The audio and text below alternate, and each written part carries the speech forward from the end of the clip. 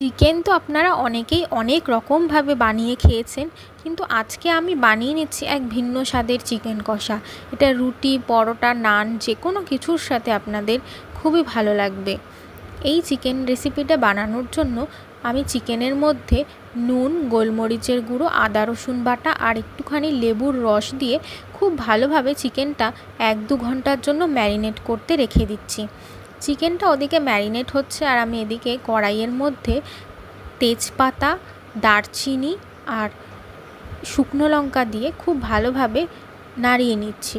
তারপর কুচিয়ে রাখা পেঁয়াজগুলো অ্যাড করে দিচ্ছি। পেঁয়াজটা গোল্ডেন ব্রাউন হয়ে আসলে তার মধ্যে দিয়ে দেব কুচিয়ে রাখা টমেটো।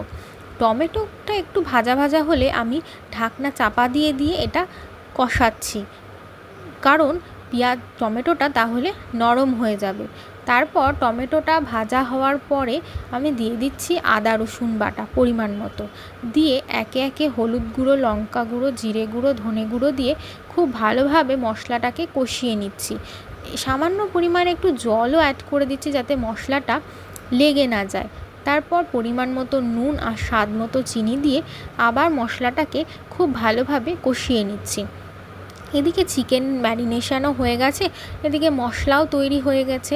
আর তারপর মশলার মধ্যে অ্যাড করে দিচ্ছি ম্যারিনেট করে রাখা চিকেনগুলো, দিয়ে খুব ভালোভাবে চিকেনের সাথে মশলাগুলোকে মিক্স করে নেব, যাতে মশলাগুলো চিকেনের ভেতরে খুব ভালোভাবে ঢুকে যায়। আমি এখানে একটু মিডিয়াম ফ্লেমেই ঢাকনা চাপা দিয়ে খুব স্লো মোশনে চিকেনটা কষিয়েছিলাম। দেখুন, অল্প অল্প করে চিকেনের জলটাও বেরোচ্ছে, চিকেনটাও কষছে। সেই সময় আমি একটু বাদাম আর সাদা তিল বাটা অ্যাড করেছিলাম। আপনারা সকলেই জানেন সাদা তিলে প্রচুর পরিমাণে ক্যালসিয়াম থাকে। এটি খাওয়া স্বাস্থ্যের জন্য খুবই ভালো। আপনারা এটি রান্নায়ও ব্যবহার করতে পারেন, এছাড়া নর্মালিও গুঁড়ো করেও খেতে পারেন। দেখুন, চিকেনটা প্রায় কষেই এসেছে। সেই সময় আমি পরিমাণ মতো জল অ্যাড করে দিচ্ছি, দিয়ে আবার খুব ভালোভাবে ঢাকনা চাপা দিয়ে মিডিয়াম ফ্লেমে আমি চিকেনটা সেদ্ধ হতে দেব। চিকেনটা সেদ্ধ হয়ে আসলে উপর থেকে একটু ফ্রেশ ক্রিম দিয়ে দিচ্ছি। তারপর চিকেনটা ফুটতে দিচ্ছি খানিকক্ষণের জন্য। চিকেনটা একটু ফুটে আসলে ওপর থেকে কাসুরি মেথি দিয়ে দিচ্ছি, দিয়ে আবার খুব ভালোভাবে মিক্স করে নিচ্ছি।